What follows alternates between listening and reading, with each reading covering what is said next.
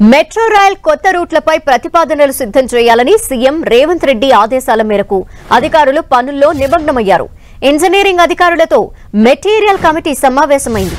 రెండో దశతో పాటు కొత్త మార్గాలపై Hyderabad metro rail, airport metro విభాగాలకు చెందిన అధికారులతో ఎండీ ఎన్వీఎస్ రెడ్డి సమావేశమయ్యారు.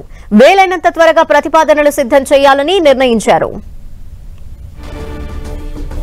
మరింత అదనపు సమాచారం మా ప్రతినిధి రాముడు అడిగి తెలుసుకుందాం. రాముడు, ధనలక్ష్మి, హైదరాబాద్ నగరంలో మెట్రో రైలు విస్తరణ, అదేవిధంగా ఎయిర్పోర్ట్ మెట్రోకు సంబంధించి ఇప్పటికే రాయదుర్గం, శంషాబాద్ మార్గంలో ఉండేటువంటి మెట్రో రైలును రద్దు చేయాలని ప్రభుత్వం నిర్ణయించినటువంటి నేపథ్యంలో కొత్త మార్గాలకు అన్వేషణపై ప్రత్యేకంగా ఈ రోజు MD metro rail MD NVS Reddy, Hyderabad metro rail, అదేవిధంగా ఎయిర్పోర్ట్ మెట్రో రైల్ కు సంబంధించినటువంటి ఉన్నతాధికారులతో సమావేశమయ్యారు. అయితే ప్రధానంగా మనం చూస్తే ఓల్డ్ సిటీ నుంచి శంషాబాద్ ఎయిర్పోర్ట్ కు, అదేవిధంగా ఎల్బీ నగర్ నుంచి శంషాబాద్ ఎయిర్పోర్ట్ కు వెళ్లేటువంటి మార్గాల్లో ఏ విధంగా జాగ్రత్తలు తీసుకోవాలి, ఏ విధంగా మెట్రో రైల్ ను ఎయిర్పోర్ట్ వరకు తీసుకెళ్లాలనేటువంటి ప్రధానమైనటువంటి అంశాలుగా ఈ రోజు చర్చ జరిగినట్టు తెలుస్తుంది. దాంతో పాటు ప్రధానంగా వచ్చినటువంటి అంటే ఇంతకాలంలో వచ్చినటువంటి మార్పులు, మెట్రోలో వచ్చినటువంటి మార్పులు కానీ, అదేవిధంగా సాంకేతిక పరిజ్ఞానంలో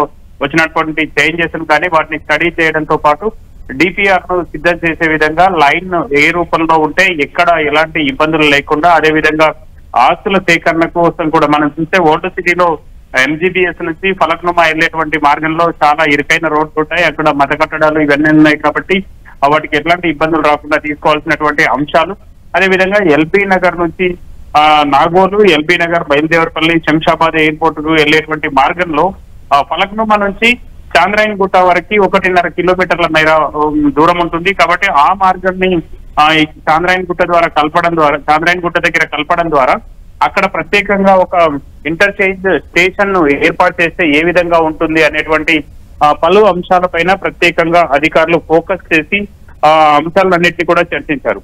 అంతేకాకుండా ప్రధానంగా సాంకేతిక పరిజ్ఞానం మారిపోయింది కాబట్టి ఇప్పుడు ఉండేటువంటి రైలు వ్యవస్థ, హైదరాబాద్ లో ఉండేటువంటి రైలు వ్యవస్థలో ఉండేటువంటి వసతులు కానీ, అదేవిధంగా మారిపోయినటువంటి అంశాలను స్టడీ చేసి ఏ విధంగా ముందుకెళ్లాలనేటువంటి అంశాలపైన ఫోకస్ చేస్తారు.